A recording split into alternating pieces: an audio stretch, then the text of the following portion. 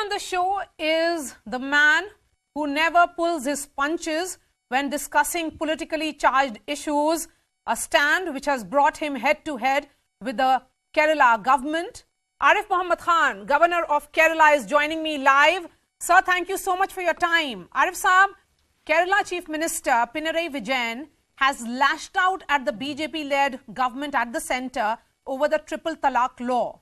He has questioned why the practice of instant divorce among Muslims was criminalized when divorces happen in all religion. What will be your first reaction on this? You know, divorce, there is no doubt that divorce is part of every modern law. Even in Christian countries where the religion forbids divorce, now divorce is part of the statutes. And divorce definitely comes under the civil laws. And in civil laws, you cannot forbid any action on the pain of punishment. So, as far as the principle is concerned, there is no problem. The problem is that these views are being expressed out of sheer ignorance of the Muslim jurisprudence. Divorce is one thing and triple divorce is totally different from divorce as a civil subject. First thing is that there is no mention. Where is the question of there is no sanction, and it is not only that it is not sanctioned, there is not even mention of triple divorce as far as the scripture, that is Quran, is concerned. Triple divorce, even Muslim Personal Law Board in their affidavit have admitted it is wrongful, it is innovative, it is derogatory to the dignity of women, and they in 2017, the affidavit which they submitted before the Honorable Supreme Court, they said that they themselves will start a campaign against this wrongful and innovative method of divorce. But what these people do not realize is that right from the day one, it was during the period of second Caliph Hazrat Umar when triple divorce was accepted as legally permissible.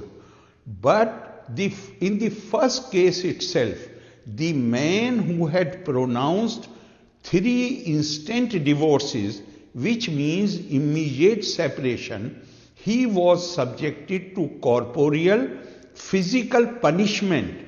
So one thing is clear, divorce is a civil subject, but triple divorce was considered as a criminal offense. And for it, you can compare it like this, that two persons are having a dispute over some property. Now this is a dispute of civil nature. But if one person takes law in his own hands and physically injures the other party, then that will not be considered as part of the civil dispute. It will be treated differently. It will be treated differently, and criminal proceedings will have to start against that person. Therefore, Hazrat Umar, he subjected this man who admitted when complaint reached him, and when this person was summoned and he admitted, so he said that you have made this whole provision of the Quran something of play. Therefore, he said, now you can't go back to this woman, but you will be subjected to 40 lashes. Today, if you give that punishment to anybody, it will be difficult for him to survive. So the law which the government of India has made, in fact, is more humane. Okay, you are saying that it is humane. Do you see a larger vote bank factor at play here with next general elections a year away? Because Vijayan's opposition to the triple talaq ban follows similar criticism that had come from other opposition parties. Congress at that time had also urged that the bill be referred to the Parliamentary Standing Committee as well for further discussions. I think, I feel it is more than that. It is not merely, because you will have to take everything into consideration. The left parties, historically speaking, say in 1986, when I took the stand against triple divorce, who supported me, vociferously supported me? It were the left parties and BJP. In fact, Mr. EMS Namboodiripad, when you told me about this statement, I thought that late Mr. EMS Namboodiripad must be turning in his grave, because he was not only against triple divorce, and he extended full support to me. He came out so strongly in support, in favor of my stand. But not only that they supported my stand against the triple divorce, the left parties, historically speaking, have been pleading for uniform civil code.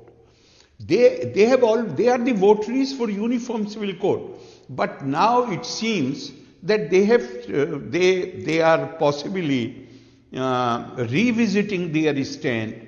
They are reviewing their earlier, whatever they have said earlier, which is on record. But this is not merely, I won't look at it from this angle, because I heard somebody who was speaking before me that to attract the votes of some community. No, the game is larger than that. Kerala, you have larger game is that in Kerala, governments are formed by the fronts, not any particular political party. Every front has more than 10, 12 parties. Now, Kerala papers are reporting it for last few months that some overtures are being made, some realignment of forces is going to happen. Now, there is a party in the opposite front who have differed with the left parties on the question of the personal law. So maybe these statements are being made to assure the people of that political persuasion that you forget about our earlier stand, which was considered a very, very, very progressive stand. Now, as far as the question of personal law is concerned, we are not only ready to stand with you, but we are even ready to attack something which happened 3 years back. This law was made in 2019. This is not an issue today.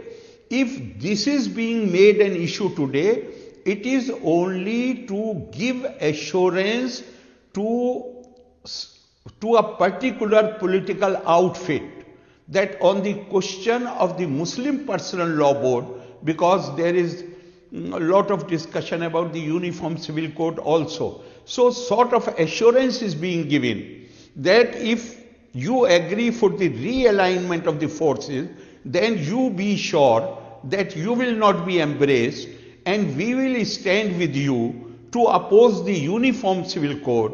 We will stand with you to uphold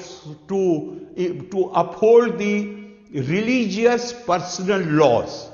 I think that is the game. It is not merely to attract some section of the voters.